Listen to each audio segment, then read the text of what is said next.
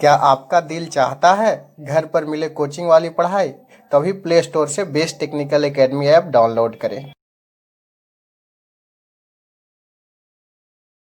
को आप पढ़ाइए तो मैं बेसिक इलेक्ट्रिकल नेटवर्क दोनों एक साथ पढ़ाता हूँ। तो मैं नेटवर्क थ्योरी को पढ़ा रहा हूँ, जो कि आपका ये बहुत ही इंपॉर्टेंट टॉपिक है। सेमेस्टर में भी सब बच्चे को है, कॉम्पिटिटिव एग्जाम्स में भी इससे क्वेश्चन बहुत ही ज़्यादा क्वेश्चन आता है। तो आपका सेमेस्टर पॉइंट ऑफ व्यू से भी इम्पॉर्टेंट है। साथ ही साथ अगर जेई के प्रिपरेशन कर रहे होंगे तो इस टॉपिक से तो क्वेश्चन इतना ज़्यादा आता है कि कहना मुश्किल है। यानी कि बोल सकते हैं कि कोई भी कॉम्पिटिटिव एग्जाम्स है तो आज हम बात कर रहे हैं नेटवर्क थ्योरी का बात कर रहे हैं। नेटवर्क थ्योरी आज हम फर्स्ट लेक्चर बनाने जा रहे हैं। ये जो है ये टॉपिक आपका सेमेस्टर एज वेल एज कोई भी कंपटीशन दीजिएगा तो इससे 20% क्वेश्चन से एटलीस्ट रहेगा। कम से कम 100 में 20 क्वेश्चन इसी टॉपिक से रहेगा। तो ये बहुत ही इंपॉर्टेंट टॉपिक है। Basic electrical plus network theory दोनों एक साथ बात करते हैं। तो ये हमारा नेटवर्क थ्योरी या बेसिक इलेक्ट्रिकल इंजीनियरिंग है, पूरा इलेक्ट्रिकल इंजीनियरिंग का नींव है। नींव बोले तो यहीं से आपका पूरे इलेक्ट्रिकल इंजीनियरिंग जो है से आपका स्टार्ट होता है, ठीक है। और इसी को आगे आपको कंटिन्यू करना है। इसका सारे सब्जेक्ट में अप्लीकेशंस है, चाहे आप इलेक्ट्रिकल मशीन पढ़ें, चाहे आगे चल के पावर सिस्टम पढ़िएगा या एनालॉग इलेक्ट्रॉनिक्स पढ़िए या बेसिक इलेक्ट्रॉनिक्स पढ़िए, कोई भी सब्जेक्ट पढ़िएगा तो इस टॉपिक का आपको ज़रूरत पड़ेगा। यानी कि ये जो है से पूरे इलेक्ट्रिकल इंजीनियरिंग का फंडामेंटल है, one of the fundamental topic है, हम लोग बोल सकते हैं नेटवर्क थ्योरी को। तो नेटवर्क थ्योरी सबसे पहले हम लोग ये जानेंगे कि नेटवर्क थ्योरी कहीं कहीं पर लिखा होगा, कहीं कहीं पर बुक्स में देखे होंगे सर्किट थ्योरी लिखा हुआ है। तो बुक का नाम भी है network theory oblique circuit theory.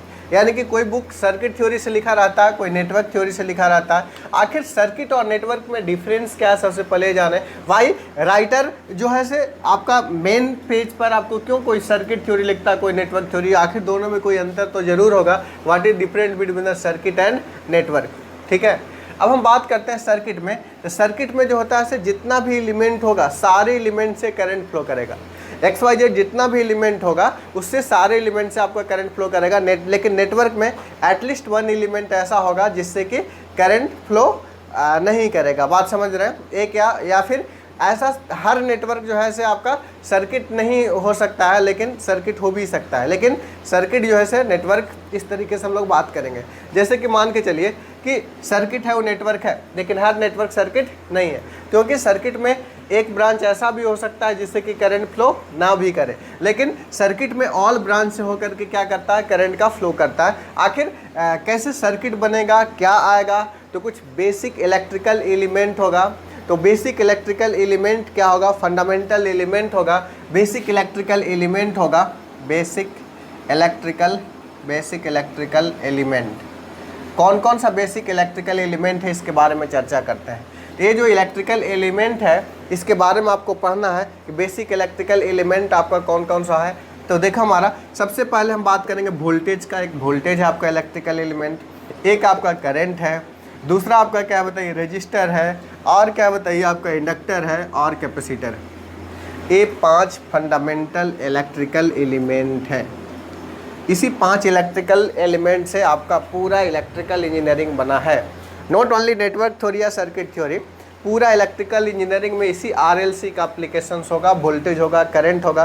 कोई भी सब्जेक्ट इलेक्ट्रिकल का पढ़ते होंगे तो करंट वोल्टेज आता होगा, RLC का एप्लीकेशंस आता होगा, पूरा इलेक्ट्रिकल इंजीनियरिंग में ही है।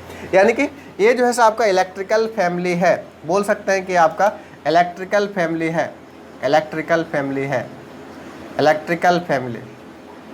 जैसे इलेक्ट्रिकल फैमिली है उस तरीके से आपका भी फैमिली हो सकता है।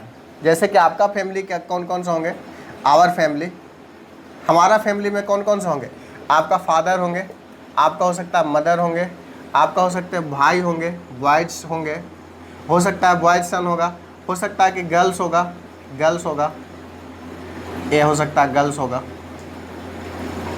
AR और L, R बॉयज जैसा, LC गर्ल्स जैसा है, लेकिन इसको हम लोग बोलते हैं L को बिफोर मैरिज गर्ल, इसको बोलते हैं आफ्टर मैरिज गर्ल। इसमें कुछ बात है आफ्टर मैरिज और बिफोर मैरिज गर्ल। ये जो है ये भी गर्ल्स है, ये भी गर्ल्स है, ये भी गर्ल्स है, लेकिन ये दोनों गर्ल्स में अंतर है।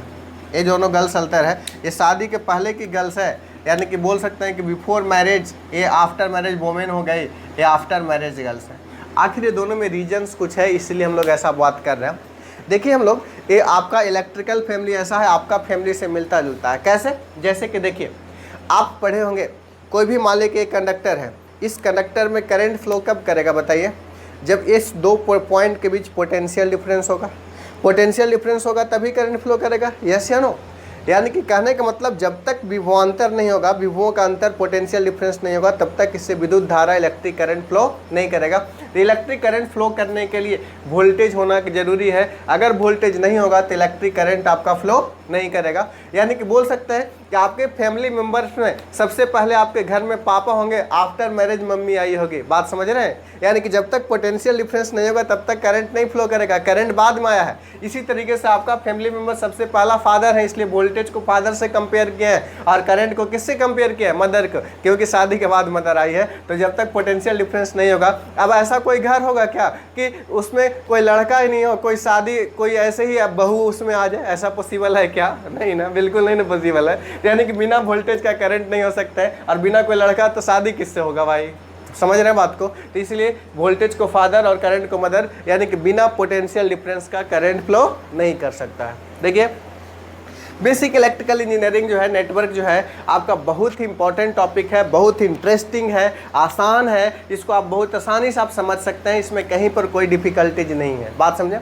अब देखिए, हमारा रजिस्टर का बात करते हैं। रजिस्टर को बॉयज के कैटेगरी में रखे हैं, इंडक्टर को भी गर्ल्स के कैटेगरी में, कैपेसिटर को भी गर्ल्स के कैटेगरी में। यानी ये जो हो गए से पेरेंट्स हो गए, और ये जो हो गए से क्या हो गए? चाइल्ड हो गए। एक है पेरेंट्स, दूसरा क्या है बताइए? चाइल्ड। तो पेरेंट्स का क्या काम है बताइए? एनर्जी को देना। पेरेंट्स का क्या काम है? एनर्जी को देना। ये दोनों जो हो गए से आपका पेरेंट्स हो गए। कौन कौन सा पेरेंट्स हो गए बताइए? Voltage and current. चाइल्ड कौन कौन सा हो गए? RLC।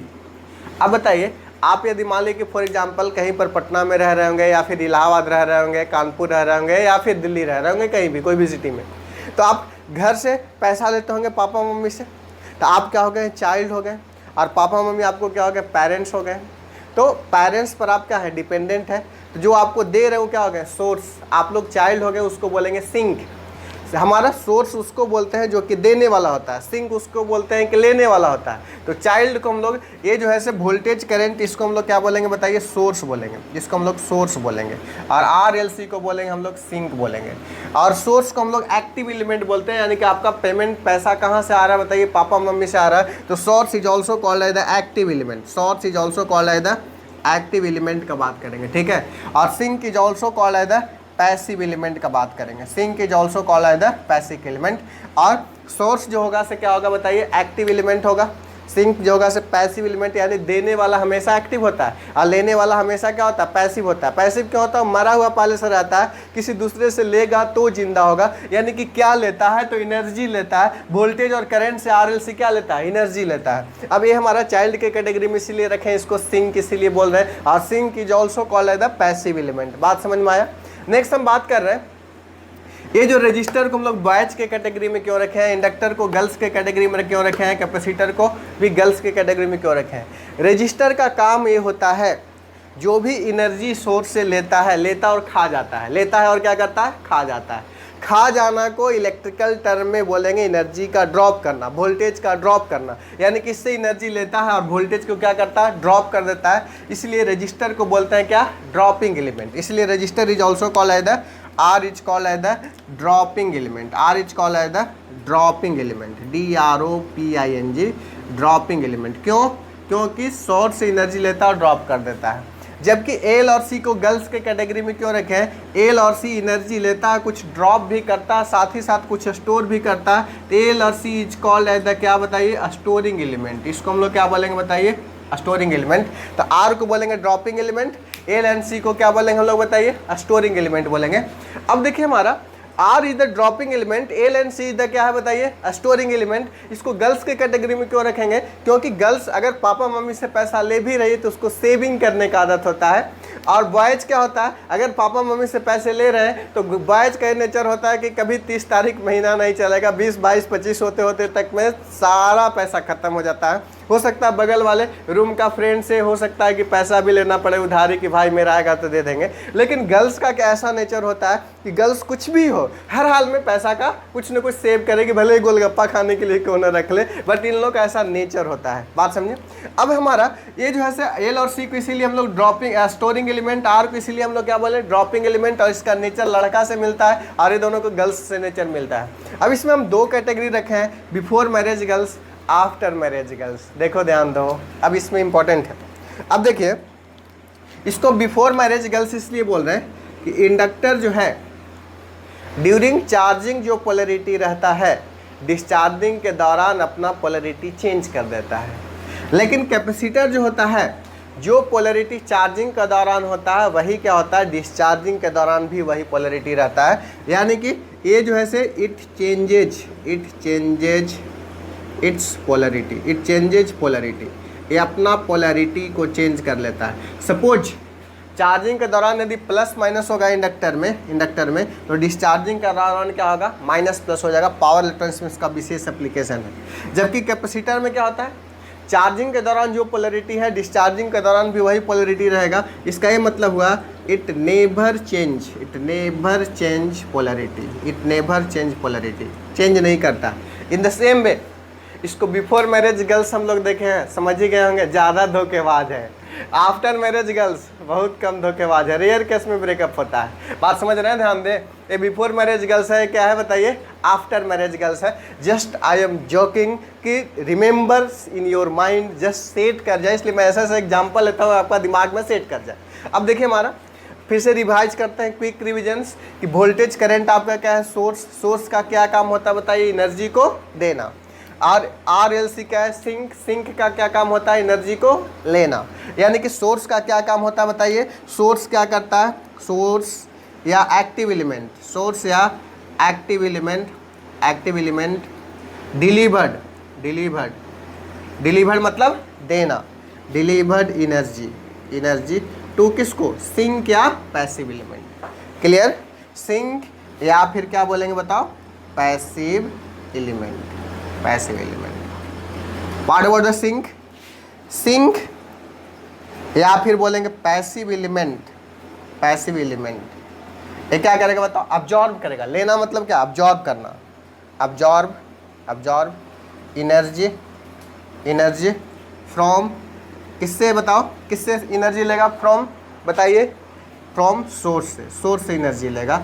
या फिर किससे लेगा बताइए, जो एक्टिव होगा, एक्टिव एलिमेंट होगा। बात समझे।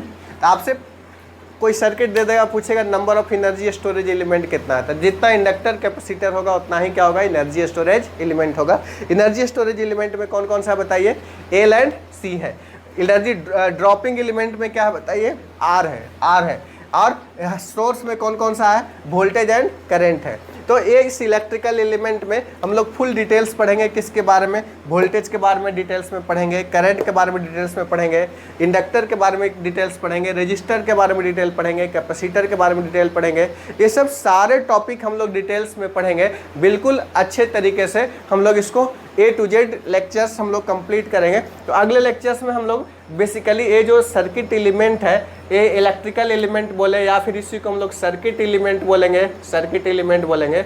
ये जो सर्किट एलिमेंट है इसको हम लोग अगले लेक्चर्स में, और हम लोग इसको वोल्टेज के बारे में थोड़ा पढ़ेंगे, करंट के बारे में पढ़ेंगे, रजिस्टर के बारे में पढ़ेंगे, इंडक्टर के बारे में पढ़ेंगे, कैपेसिटर के बारे में पढ़ेंगे। सारा ये बिल्कुल बेसिक्स है, यहीं से आपका नेटवर्क स्टार्ट होता है, यहीं से आपका बेसिक इलेक्ट्रिकल इंजीनियरिंग आपका स्टार्ट होता है। बोल सकते हैं इलेक्ट्रिकल का नींव है RLC, the 3 pillars of electrical engineering. ये RLC जो है से इलेक्ट्रिकल का पिलर है। इसमें जितना आप स्ट्रॉन्ग रहिएगा उतना आगे चल के आपको बेनिफिट मिलेगा, उतना आपको स्ट्रॉन्गेस्ट तरफ सारा सब्जेक्ट होगा। तो बेसिक को बहुत अच्छे तरीके से आपको करना है, इसको मैं बहुत फुल डिटेल्स में आपको क्या करूंगा, कवर करूंगा। क्लियर है। तो आज के लेक्चर में मैं इतना ही रहने देता हूं। इंट्रोडक्टरी वीडियो अगला क्लास में मैं इसको और आगे को कंटिन्यू करूंगा। Thank you all.